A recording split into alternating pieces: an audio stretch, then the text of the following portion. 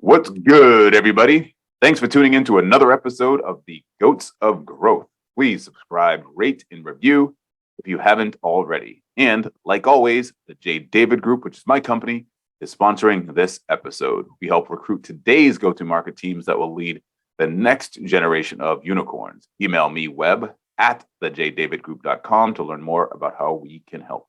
And don't forget, I'm working on a book called The Goats of Growth, which is the untold stories of the greatest revenue leaders of all time, due out by the end of 2023.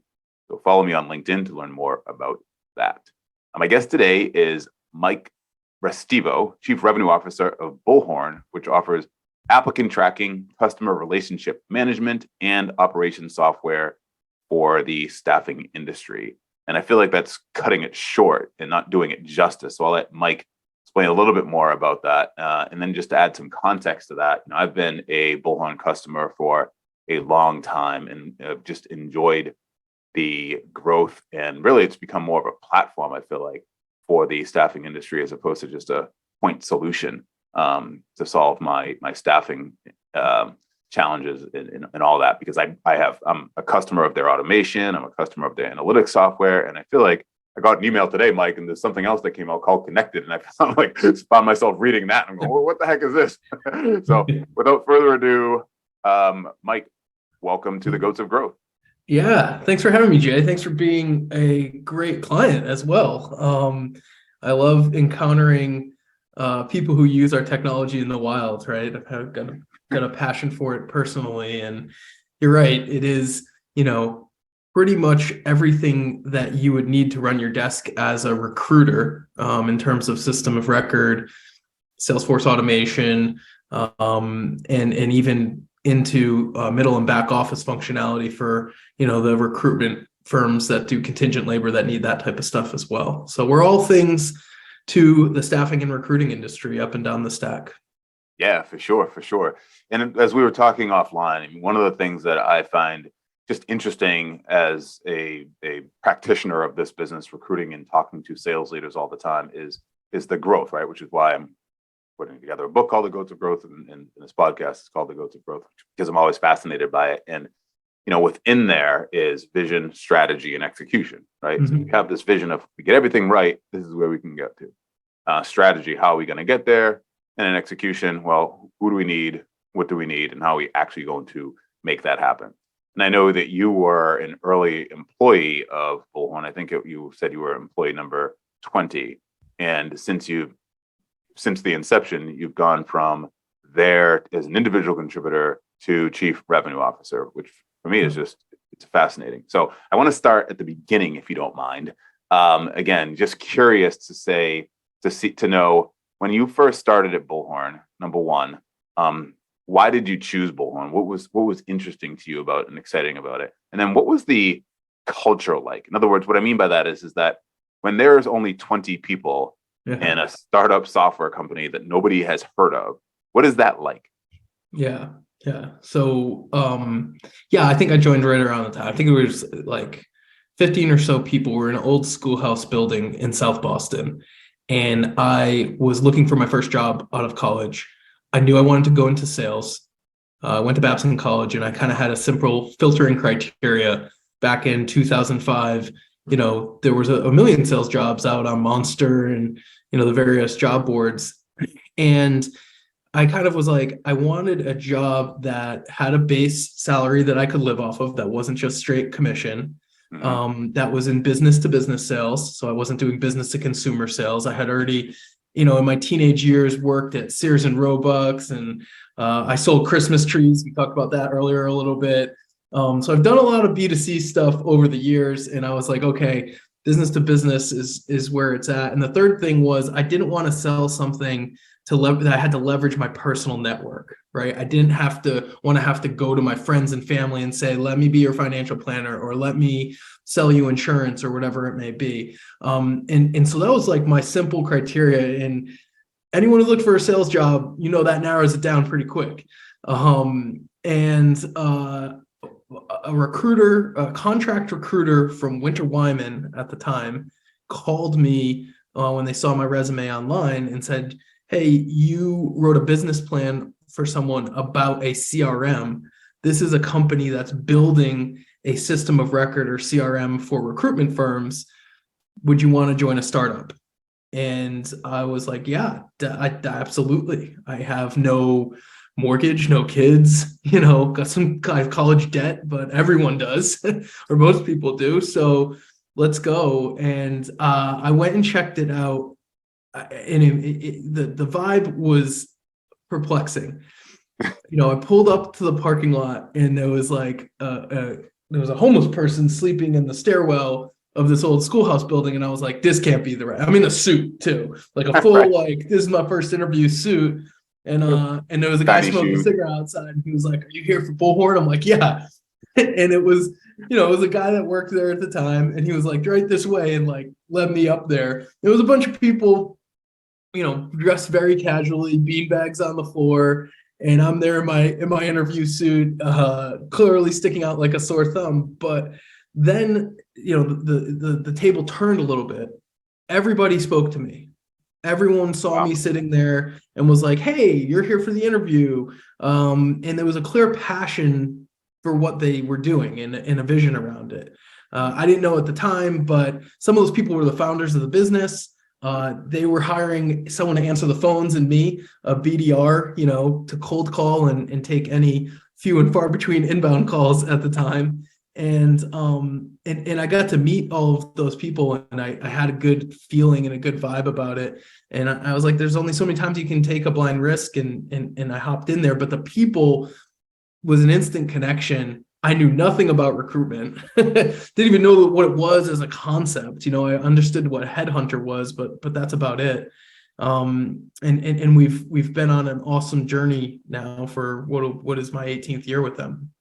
That is just absolutely amazing. Let me ask you, first of all, Winter Wyman, coincidentally, was also a client of mine when I was at my first staffing firm, and I was helping them recruit recruiters. So that's interesting. How did the person at Winter Wyman find that business plan that you wrote for CRM? And well, in my resume, I had said I wrote a business plan. And we went to Babson, and it's an entrepreneurial school, and they teach you how to write business plans. So I had a friend's father who had an idea and said, "Hey, I'll pay you if in your free time you wrate a business plan." So it was kind of a throwaway line on my resume, if I'm being honest. Wow. Like, I had a lot of other work experience, and it was like a thing I did over the summer while I was working another job, like the info desk at campus. I had that downtime, and I wrote a business plan. But that's what kind of triggered, because you go back and I asked, that person ended up working at Bullhorn, the contract recruiter. He was our head of HR for our first years, came on full time. And you wonder, you're like, why me did I get that call? And he was like, "Oh, you had the lucky words CRM in your resume," and nobody at entry level knew what that was back in 2004, 2005.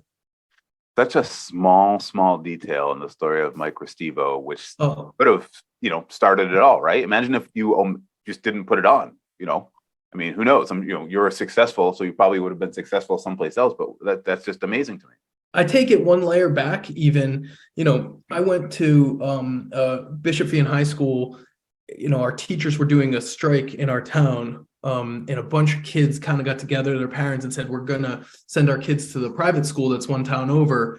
And that's how I met this guy to write this business plan. So like, there's a lot of serendipity in that, it was a friend's father. He was a financial planning business, and he had an idea around a CRM and asked me to do that. And it was, all the cascade of things turns out into Mike working at Bullhorn and having a really cool experience. So that is absolutely amazing. Yeah. So you're there and you're ramping up and starting to learn more about what the staffing industry is and all that stuff. How early did you see success, and what did success look like there? In other words, what were you measuring it by, or what were they measuring you by to see success and growth in you? So I joined the business right after a .com pivot. A lot of people might not know this about Bullhorn, but we were a forum for creatives to put their content on a website and subcontract out. Very similar Upwork, if present day, but in like 99, 2000, that was very progressive, right?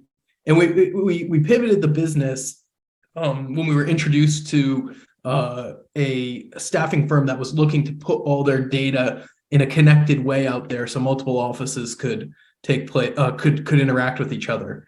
And we had just pivoted a year or so before that, and there started to be some momentum in the new business model. And so good looked like staffing and recruiting firms, using our product, and we were in product market fit mode, proving out that recruitment firms wanted to host their data, or there was advantage to them hosting their databases on the internet. And I joined the company right when we were trying to expand off of original founder-led sale into actually hiring salespeople that could go out and execute off of founder vision and prove out product market fit. And I was hired as the first cold caller to just go hit the phones, find recruitment firms, and schedule demos for the couple of other salespeople that were there. And what good looked like then was a 10-user demo was $100, and 20 users and above was $500. And you live day by day through those transactions. And I did that for about 6 months, but also answered the phones and learned a ton about our clients. And one of the things I learned was, we had limited resources, and we were really trying to target these 20 to say 100 person staffing firms, because that's where the meat of the industry was at that time. And I was like, guys, everyone I'm calling is under 10 people in size. And anyone who wants to talk to us, it fits that profile. So, sitting outside of Art's office, because you're a 20 person company, you chat with the CEO, and I was like, hey, I think I can sell to these people. And we kind of put together a play where it was like, if we had shared training and they didn't do a data migration, we could make it work. And I found this market with, my team, and we all of a sudden did a bunch of contracts in this 1 to 10 person recruitment space that we called inside sales for the industry. And it was this whole segment that I found. So like the first 6 months, really rough. Cold calling, very hard to do. I was at wit's end, and the little bumps of success that I was having across the way weren't really enough to fulfill me. It was kind of rough going. And then transitioning to actually selling and closing the deals, whole new world. I was like reborn again, because I like painting a vision for people and taking them through that challenger sale of, this is something new and different, and I'm gonna blow your mind, and then we're gonna work together and be partners for a long term. And that's really hard to do via a cold call, right? Yeah, for sure. You mentioned you were at your wit's end a couple of times. Was there ever a point at which you were on the verge of quitting or even looking for something else? Tell me a little bit more about that. Yeah. I mentioned Art earlier. He's our CEO and founder. He wrote the original code base for Bullhorn. He has really good instinct with his employees, particularly folks that are direct reports, when people are getting antsy. And he, at those junctures, I definitely had them. I've applied for other jobs, I've interviewed for other jobs, but he kind of recognized that and always kind of put something new in front of me. So I think the inside sales thing was like, cool, this is a new challenge, go figure that out. Mike seems smart and hungry, he can go do that. And then he did that again with me when he asked me to move overseas for the business, and then to come back and join the executive team. So there's been, I give a lot of credit to Art on my journey, because he's recognized when I'm feeling a bit of turmoil, and I'm like, all right, I gotta do something else. Yeah, that's fantastic. I love that. So at what point did you start leading a team? How far in, and what did your team look like there? Yeah. Our CFO at the time was this guy named Roger, and he was like, if you want a promotion, you have to figure out like who's going to do your job. And we were a small company, everyone did a lot of different things. And I found that segment inside sales, and I had gone to Babson, I was networking with people, and we were going to expand it, because it was like, this guy Mike, he did like 200 contracts in 1 year, all inside sales. I think it was like 20% of the total business the business did. And they were like, okay, let's add people to this. And so I recruited the people because I was like, I know a lot of folks that are graduating this year at Babson, and I think this is a good company to work for, and there's a lot of opportunity here. So I recruited, I think like 3 or 4 people. Also, there was a bonus for referring folks back then, and a little supplemental income, always a motivator for me. And I recruited those folks, and like it was who's going to manage them, and I raised my hand and I said, I know these people, I know the product, and I know kind of what needs to take place. So I managed the inside sales team as my first kind of plunge into management at Bullhorn. Got it. And did you have any training, or whether informal or otherwise, as it pertained to management training? Or tell me about that. So Babson's a really unique school. They do this thing called Foundations of Management Experience. And this is actually what drove me into this school. So you have a 60-person class, and you start off with like, I think it's like 6 groups of 10 where you pitch business ideas. And you vote, and you consolidate down to 2 business ideas that you actually execute on with 30 students. So the groups collapse on each other, and then the class of 60 has 2 businesses, and you elect an executive team. In the second semester, you run the business, and all the profits go to a charity that you all volunteer at as well.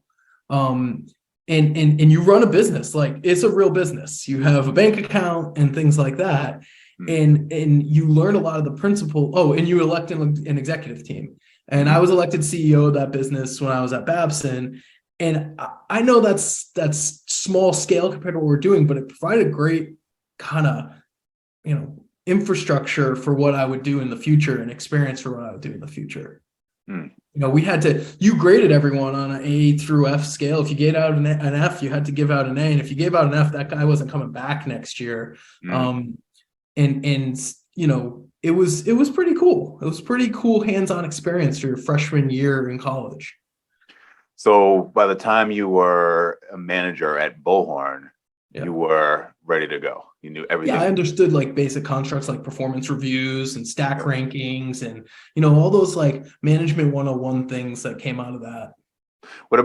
Talk to me about the people aspect of that, though. In other words, leading people and managing them, and even more specifically, I guess, driving performance, right? Obviously, you had a high degree of motivation. Tell me about what that was like when you were managing maybe even your friends that were coming out of Babson. Yeah. Well, I grabbed from my pool of leaders that I worked with at Babson, right? So I was also, I was on the campus activities board as the president of that. And I had an executive team there of great leaders that I knew could execute, and they understood how I communicated. And so I could pull them in and be like, okay, this is just that, only we're not planning programming for the school. We're selling a vision of software to an industry, and we're kind of changing that industry and how they think about the tools that they could use. So there was some crossover there that kind of got my trajectory going out of the gates. That's amazing. So let me just back up then for a second, because I'm just curious. First of all, you said you were elected CEO of that company. That's student business. Yeah. Why did they elect you? What was it about you that they said, you know what, we want Mike to be CEO as opposed to some of the other people? That's a good question, because I wasn't the smartest kid there, right? I can tell you that. I think that I had an inspiring voice to the group, so I could rally people together around a concept and a cause, and get people working towards that shared vision. And I think that's what put me in that position. All right, I'm going to go back even further then. Yeah. What was it in your upbringing? Because here's what I'm just fascinated by the backstory of what people become based on what they were, right? Or their upbringing and all that stuff. I think I got the outliers behind me, which talks a lot about that. As you were growing up, Mike, were there influences in your life? Were there books that you've read? Like, how did you? Because I know personally, there was nobody was voting me CEO of anything when I was in college, candidly, and I'm not sure what kind of a voice I had. So, I'm just, into that question. Yeah, I do. I think family had a big influence on it because I have such a big family, and I'm one of the older people in the family as well. So like that's just birthright. Like you are oldest of 10 cousins on one side and second oldest of 13 cousins on the other side. And they all live near you. Like you're kind of, you have this feeling of responsibility and being in charge in a lot of different situations. So I think a lot of it came from that, and then like a heavy work ethic from above in my family, my dad and my grandparents and my parents.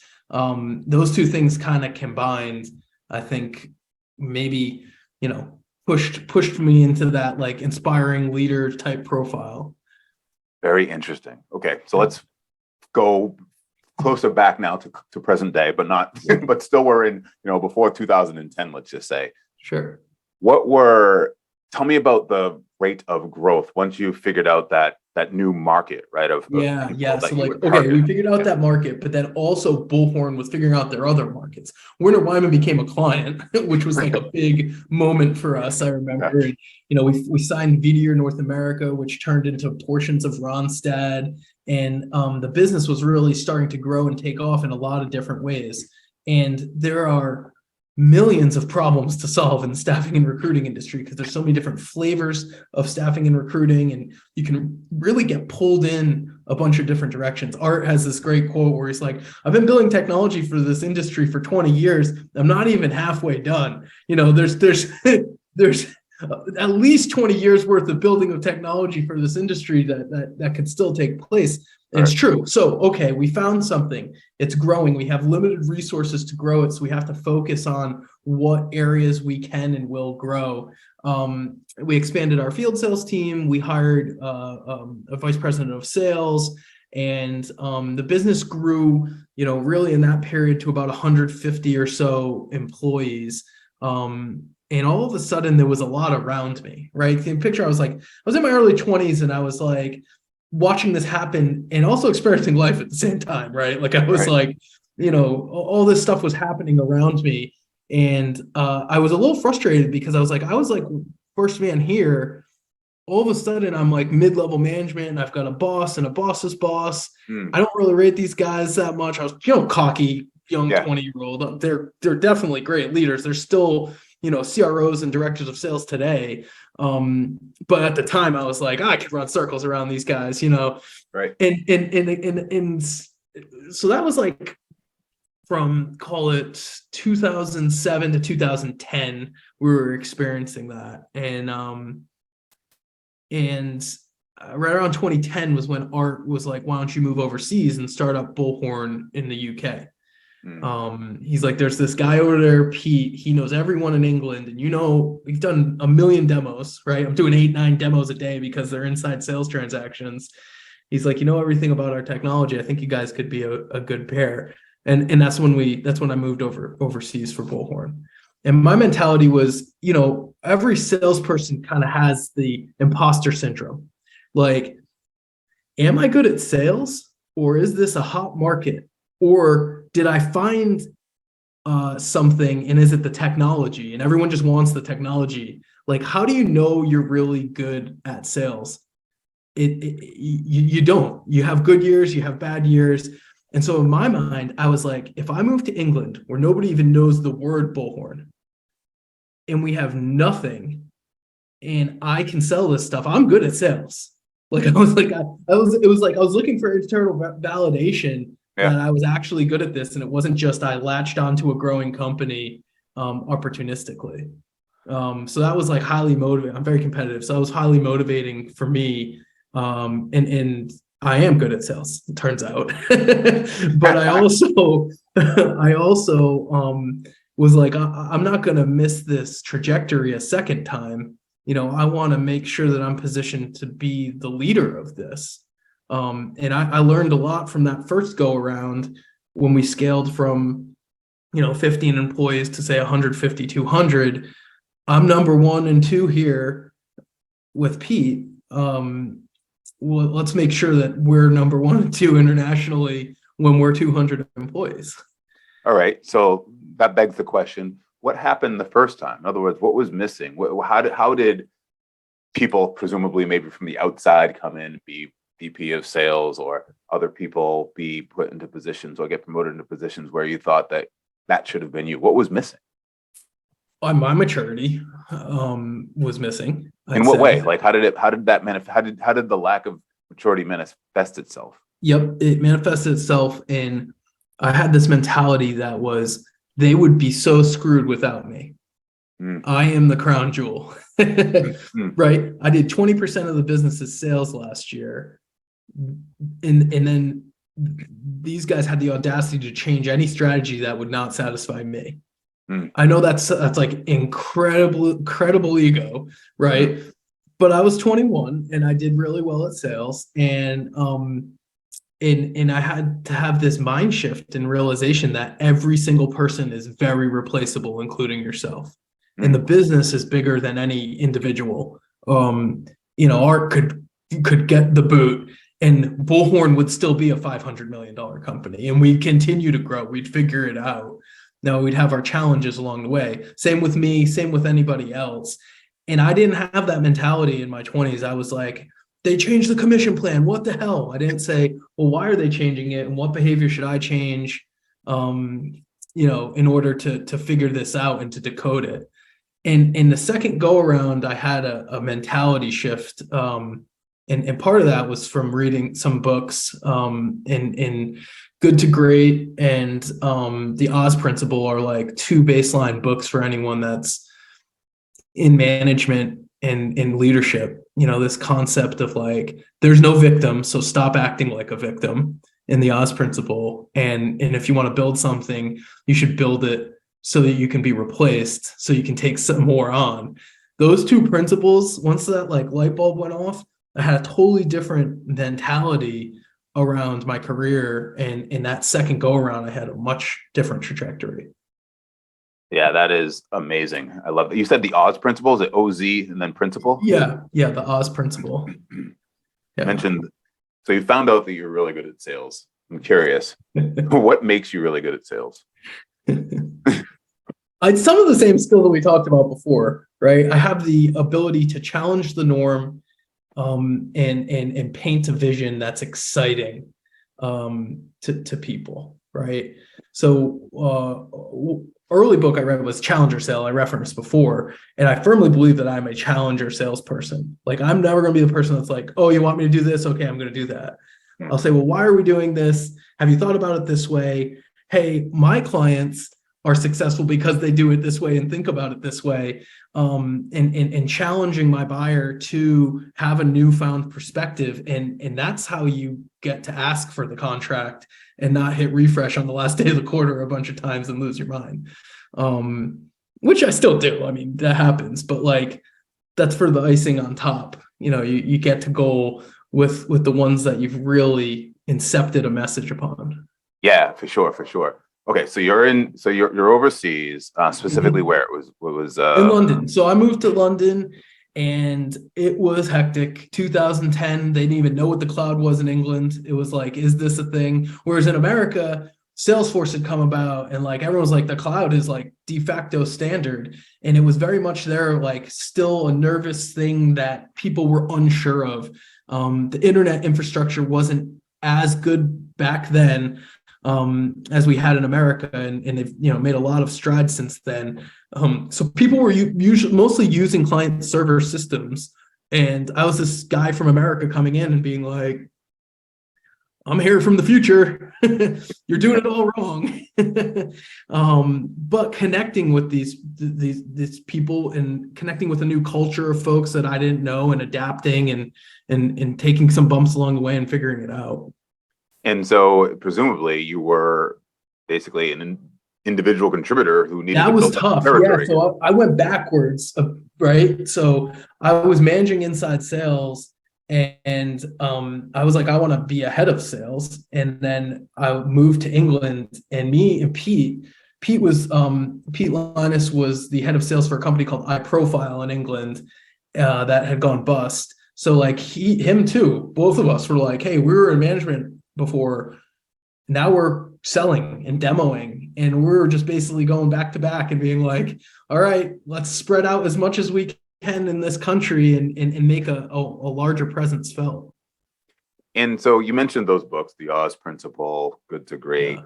Obviously, you'd read Challenger before to help you grow as an individual, to grow your mind. You were introspective, obviously, and you learned a lot first time around. And you said that it manifested itself in ways where you were selfish and self-centered, I guess, and saying, you know what, I do 20% of this business. They can't really survive if I leave, blah, blah, blah.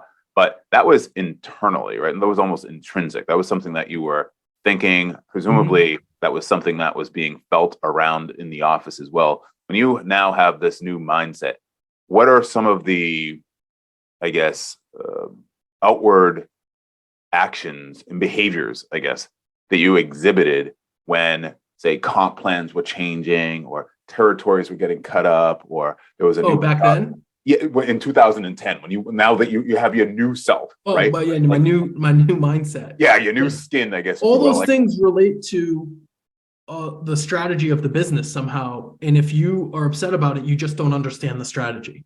Okay. Right? It has nothing to do with you at all. Don't personalize any of those things. There's a bigger audience here that's trying to figure out how to generate revenue, EBITDA, and bookings growth for this business. And they genuinely think these are the right things to do with some logic. You just don't understand the logic. So figure that out. Ask questions. Ask why, not how dare you, Right. Yes. Okay. So at what point in London were you in a position where you could affect strategy? In other words, where you were making strategic decisions for the business? Yeah, it was probably 2 years in, right? So it was like six and a half years there. About 2 years in, we had hired we're at that size, about 15 people. We had hired some other sales folks, and I was like, I should be running sales for this. I sat down with Pete, and he was like, well, why? And I was like, I have experience. I can do this. And I care about the business, and I think I have a good strategic lens on it. And he took a risk on me for sure, to hand the reins over, and it went really well because we had trust in each other from those first 12 months where we're just doing demos and in the trenches together. Was it at least a better office? In other words, was it a schoolhouse again, or was it by then? Oh no, man! Have you been to London? No. So it's old infrastructure, and they had the open floor plan before it was popular in America, and it's like your space is like this. Right. But no, yeah, it was funny. We had a joke that our early strategy was to rent space from recruitment firms that were coming off the recession in 08, 09. Oh. And then make them customers, and then move to new space once they grow. We're kind of bouncing around. Was that? So that did it manifest itself? Did that actually? It did. It wasn't the intent. It wasn't the intent, but that's what happened, right? I mean, you plop a bunch of outgoing technologists in the middle of a recruitment floor, and then people are like, "What are they doing?" And you get to know those people at happy hour and stuff, and you see them around, and eventually they're going to take a look at our tech, and we're going to sell it to them, because they know we're sticking around. But yeah, we were in a bunch of different spaces. I'm trying to think. 1, 2, 3, 4. I think 5 spaces in the 6.5 years I was there. Wow! Oh my gosh, amazing! Yeah. And part of that, of course, you were expanding and growing, right? I mean, you ended up, yeah. So, okay, so that's one strategic decision, location, and sort of getting close to the buyer, if you will, the potential buyer. What was another strategic decision that you made? You were finally sort of had a seat at the table. Yeah, hiring decisions, what type of people we were going to hire, and how we were going to spread out quickly. We had the only other global company that existed. It was this company called Bond, and they happened to be based in the UK. right? So there's older client server technology company. We've acquired them over the years at this point. But at the time, they were the only global company that built a system for recruitment firms. And they looked very big when we first got there. So we had to make ourselves look big. So strategic decisions on where to hire people, how to split up the country and the geography, and who we were going to hire that had enough of a profile that people would take notice that they worked for Bullhorn now.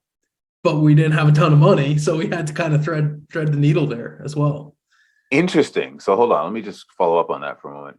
Hire people that had a high enough of a profile so that when people saw that they worked for Bullhorn, it elevated Bullhorn. Is that right?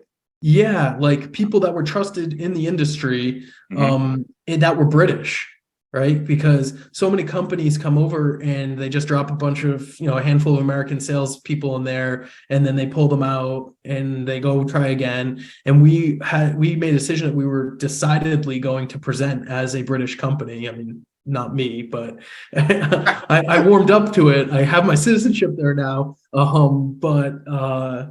But yeah, and finding those people that were recognizable enough in the industry that could get me and Pete into the room, to keep growing the vision of the business was very useful. How difficult was that? How long did that take to find the right people? We had this half-baked strategy at the beginning where we're like, we're gonna hire someone from every one of our competitors, like one person, okay. And that helped out of the gates. But then when we had to scale off of that was a whole other. That was like gave us a quick shot in the arm, which was good. Yep. And some of those folks still work here today. But when we had to scale off of that, the next step was a little bit harder. We had to be a little more pensive about it. Well, what were you selling? What vision were you selling to them then that led them to leave, more recognizable names and brands at the time? Yeah. Most of the time it was, I don't know if this was because this was how I was or whatever it was tenured but younger employees at the business that recognized a shift change was taking place in the market. And maybe they had grown up a little bit at the company and they're like, there's these, kind of older, crustier people that have been here for a while and they have no idea what's going on. And we could go in and say, hey, you should come work for us because there's a shift change. Look what happened in America. Now we're the biggest company in America. This is happening here. And that was motivating to someone who was in their mid-20s. Awesome. Okay, that makes sense. Yeah, and then also one other thing, we have this marketplace of partners, and that made our brand look a lot bigger out of the gates. So we partnered with it was Broadbean, Daxtra, and Ebsta. These were 3 known brands in the industry. And I got a beer with all the salespeople there all the time. I was at their charity nights. I was at everything. And part of it's just, you got to show up. You got to show up and build the brand equity. And people are like, this guy Mike's not going away. Maybe there's something to it. And they started sharing what they were doing on a weekly basis, who they were talking to. And I'd share what I was doing on a weekly basis and who I was talking to. And they'd be like, oh, yeah, I know that guy. And we became symbiotic with those companies, and it made our brand a lot bigger because there was established people talking to us. Yeah, right. I remember Daxtra and Ebsta too as well because I became a customer of one of theirs too. I can't remember which one at the time back in the day. Okay, and so how large did you get that country to, or Europe, I guess, too, in terms of employee size and revenue? Yeah, so the revenue outside of America right now, it's almost 40% of the company revenue. Wow, amazing. And we grew the international business to about, I think it was 125 employees when I moved back to the States. I don't know the employee count off the top of my head today. It's got to be much more than that, right? We're 1,500 employees today. So it's definitely more than that. I've lost track of the number off the top of my head because we've done some acquisitions. But yeah, that's where we are. It's a pretty big business. We opened up in Germany, Netherlands, Singapore, Australia. And that was part of the next 3 years of that 6-year fold was okay, let's open up some more offices. And I got to travel around the world, which was really cool and learn about recruitment in all these different places. And the different idiosyncrasies and the way that they think about contingent labor and the structure of each economy of like, some of these are very top heavy, like the top 5 firms own 80% of the market. Some of them are really fragmented, like America and the UK, very entrepreneurial. And there's like, tens of thousands of companies that are under 10 people in size in the industry. So I don't want to skip over a period of growth there for a minute. So let me just back up. You hired people from the industry, which is a key strategic decision, but then you said you also had to figure out a way to scale beyond those folks because there's only so many of them. So creating territories and regions. That was what was next. And it was real grumpy because I had just hired a bunch of people with networks. And they're like, wait a second, I just left XYZ Tech. You mean if there's a person that I know to do a deal with in that territory, I can't do the deal?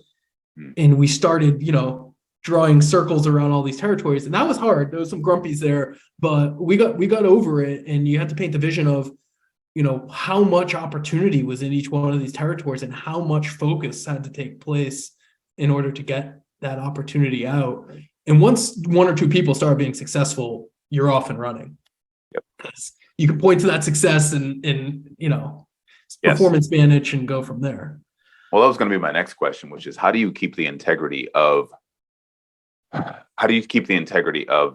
sales process, of making sure that as you scale and you're adding people that aren't from the industry, that they know what the talk tracks are, or they know how to handle objections? Like, talk to me about that. We grow a lot of people internally, quite frankly.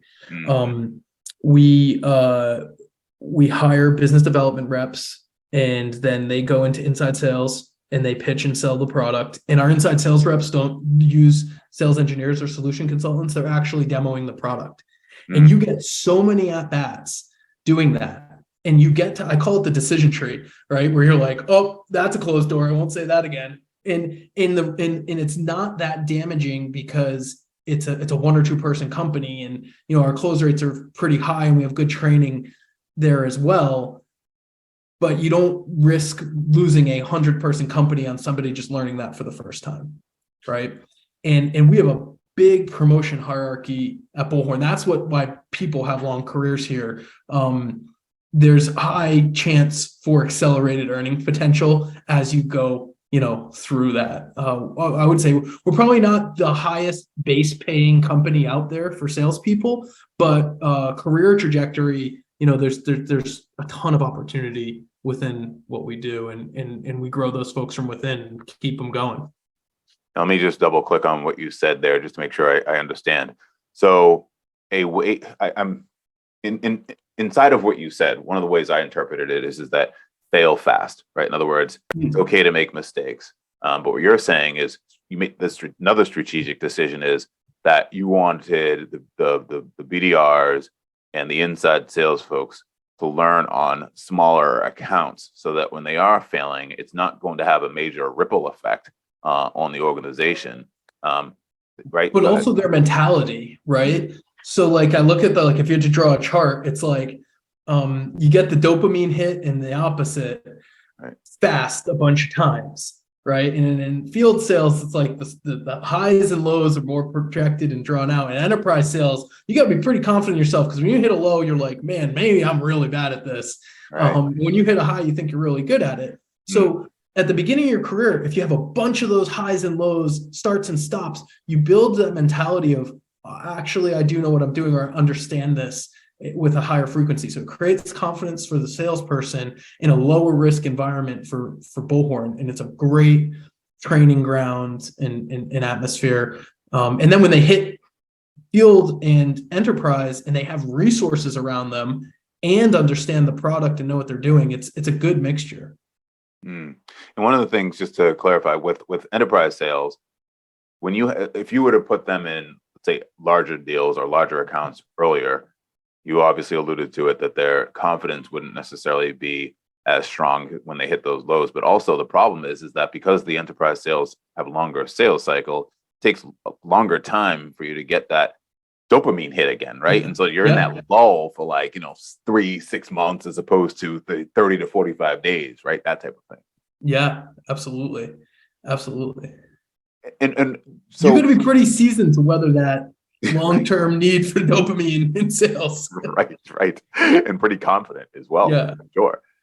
So, just one question that I wanted to go back and ask: the gentleman that you started out there with, his name was Pat. Is that what you said? Or Pete Peter? Peter. Linus. Yeah. And when you basically said, "Okay, I want to lead sales," like when he said why, and you explained it to him, what was his role? What was he? What was his function? Yeah. So Pete's also a salesperson by nature, right? Yeah. As Yeah. well, right? So it's like two bulls looking at each other. Right. But we both knew that we were good at our jobs and we had complementary skills in some places. And Pete, at that point, Pete took a role on our executive team as well. Got it. And so he was on our executive team in charge of international strategy and expansion. And I was head of sales for the UK and then EMEA and international. And so we each played our roles. And Pete today is our head of corp dev, and he was just CPO for a while, and he just grew a great new CPO that we just announced into the business, and he's continuing to run our corp dev and international growth markets. So he may be partly responsible for, say, Cube 19 and Hairfish, maybe? Yeah, totally. Yeah, so he profiles all of those acquisitions and sits on our executive team with us, and it's cool that I have a peer that I've been with for so long since we were in the trenches. So that's awesome. Yeah, that's just unique. I mean, period. As far as I can tell. Yeah. By the way, great products, Cube 19 and Hairfish. So at what point do you get back to the US and take the position of CRO? And then the sub question to that is, because you're on the other side of the world, how close were you to Art? In other words, did he know that you were getting itchy again? He was like, all right, hold on. I think via Pete, right? So I mostly interacted with Pete, and he represented me on the executive team and stuff. But Art listens to this. This might sound a little controversial, but I think it was some good distance from Art at the time, because Art saw me as this 20-year-old, that was very ambitious, kind of plucky Mike. And the distance allowed me to grow and prove myself not under the microscope in a management capacity, and get feedback from other trusted resources that I was progressing and ready to be an executive. And I don't know if I could have done that sitting outside his office, quite frankly. No, I mean, Matt Fisher he's our president and COO. But for me personally, I think that distance was good, and it gave me some room to grow and expand and learn in different ways. And our CRO at the time, he took a job at another Boston-based tech firm. And in 2016, I think it was, end of 2016, Art asked me to move back to the States and take on this CRO job, interview with the executive team and come do that. And it was pretty fast and furious after that. And that's what I've been doing since then. Did they consider candidates outside of the company as well? They had a search going. I don't know how serious it was, if they were playing coy or not, but they definitely had a search going. And then they had a few internal candidates. But I think that the fact that I had grown the international business to the point where it could run without me or with like some oversight, it put me ahead of a lot of the other candidates that were out there. Now, last year in the UK, I was feeling like such a figurehead. Like they'd wheel me out for like lunches and dinners and like for panels and stuff. Right. And I was like, man, it wasn't the best year of my career, because I was just like, I built something, it's working. What's my role in this now? And I was having that antsy feeling again. But I at that point had a second kid, and I was like, okay, this is a really good job. Don't get too antsy. And a little bit of patience every time has served me really well there, because of course, take calls from recruiters and talk to people, but a little bit of patience there, and a new opportunity presented itself every single time at Bullhorn for me. Yeah, for sure. You mentioned you had your second kid. Did your family move over there with you initially, or was it just sort of? So yeah, it was a little hectic. My wife and I got married, and we had met in Babson. We've been together for a long time. we were ready to get married, and then Art was like, "Can you move to the UK?" And I was like, "Well, I kind of have to get married. We already planned this wedding down in Florida." They're like, "Okay, get married and then go." So we got married, and we were gone within 30 days. And then we had an awesome time there. Newlyweds and no kids, and then 3 years in, we had our first kid, and then we had our second kid the last year, and moved back to the States with a 3.5-year-old and a 6-month-old. Okay, good. I was going to say, wow, you have some cultured kids, but it's a very short period of time in their lives. Totally. Let me ask you the transition about going from VP to CRO, right? We talked about how you grew as an individual and read those books that you mentioned and matured in that way. But when it came to becoming the CRO, what new skills had you developed? I kind of stunk at it at first. Like I stunk at the collaboration part, because I'd go to the executive meetings and I'd start talking and I'd be like, "These guys don't understand me. What's going on here?" and Art always says I'm a fast learner. I guess I adjusted, but I had this realization that all my peers up until that point in my career were salespeople, and they spoke like salespeople. Direct, fast-paced, instinctual. And then all of a sudden I'm in this room where I am the salesperson. Right. And I'm the only one. And I'm talking like a salesperson. And these people are data and operationally driven. And I had to figure out how to adjust my voice so that I could get things done in that room. And that was a learning curve at the beginning. And having Pete in the room was helpful. I'll say that, right? Because I could see someone that I knew had a sales voice temper his voice and change when he spoke up in the room, as well. So, that was all part of the journey. Now I feel like I can definitely get things done in that room. That's amazing.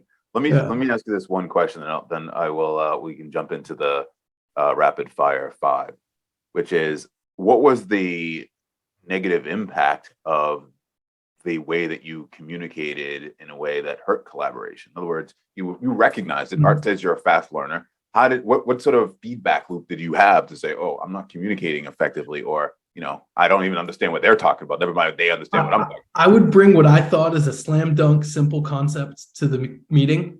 Yep.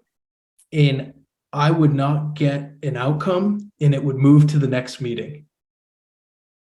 Wow. Okay. Got it. And I was like, "What's happening here? I'm not getting simple things done that I'm for my constituents," right? If you think about it in a political way, right? Like for my organization, something's broken.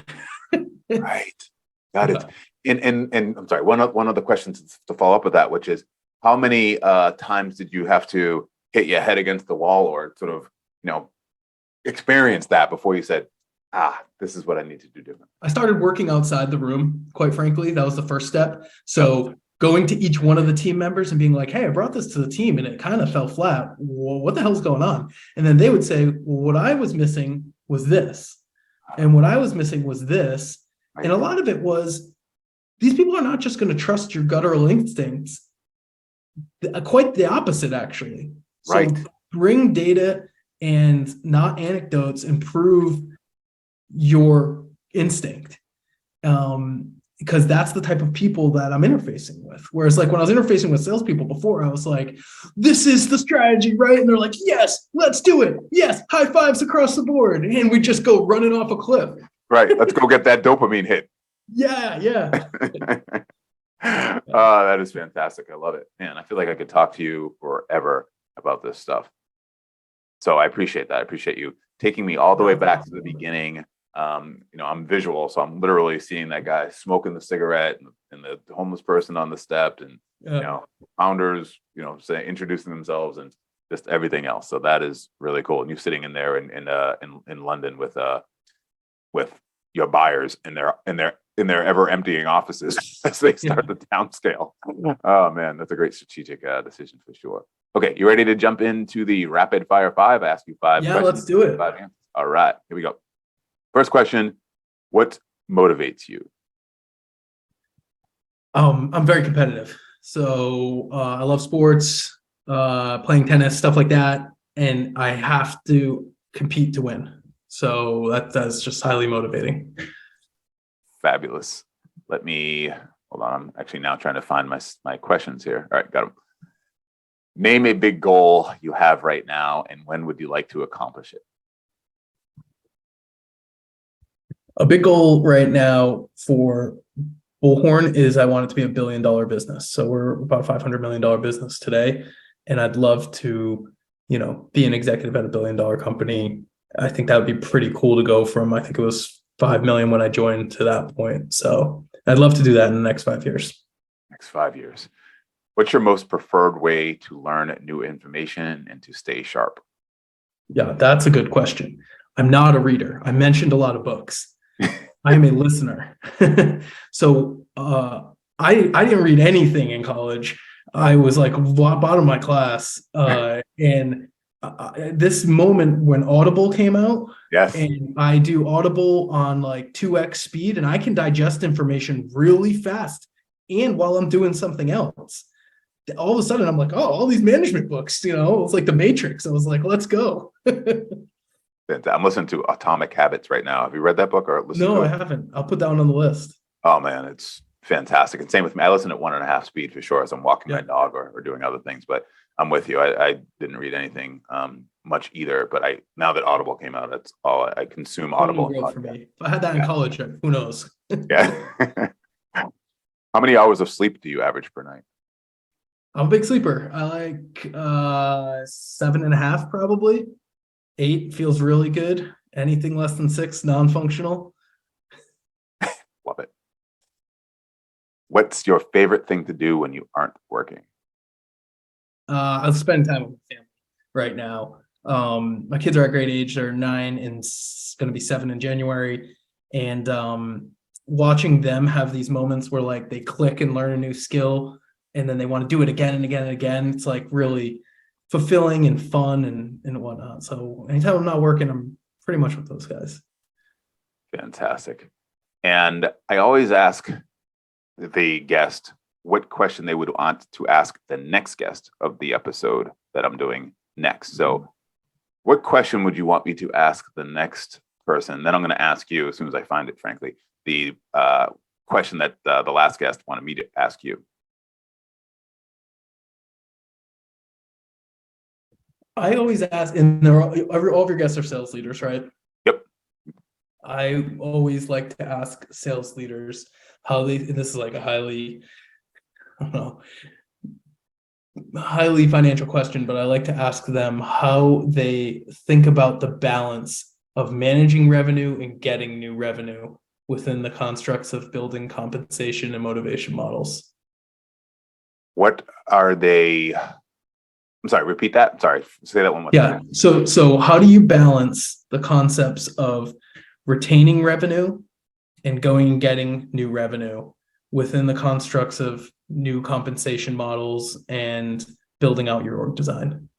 That's like every growing SaaS company is trying to figure that out. So like nobody knows the silver bullet, but I love asking people to figure out how they decoded it within their market. And there's always a nugget that you can take away from it.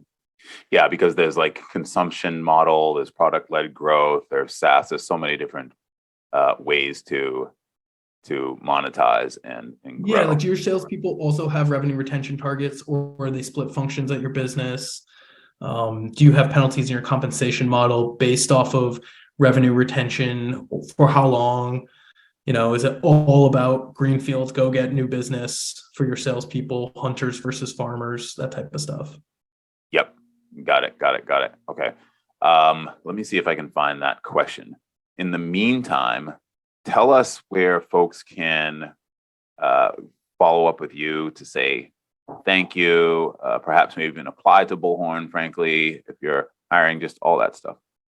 Yeah, our career page on Bullhorn is very actively managed. So like it's not going to be apply and go into the ether. If you see a job on there, it's an active job at Bullhorn, and there'll be someone who interfaces with you on that. But for a more personal touch, I manage my LinkedIn pretty thoroughly. And that's probably the broadest way to connect with me. Send me an in message. And I'm always happy to talk with new sales leaders, established sales leaders about where they are in their journey, because I always can learn something along the way too. So Yes, for sure. All right, fantastic. All right.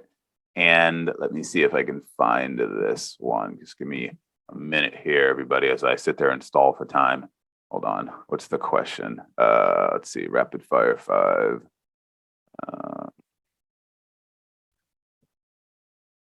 See if I can find it.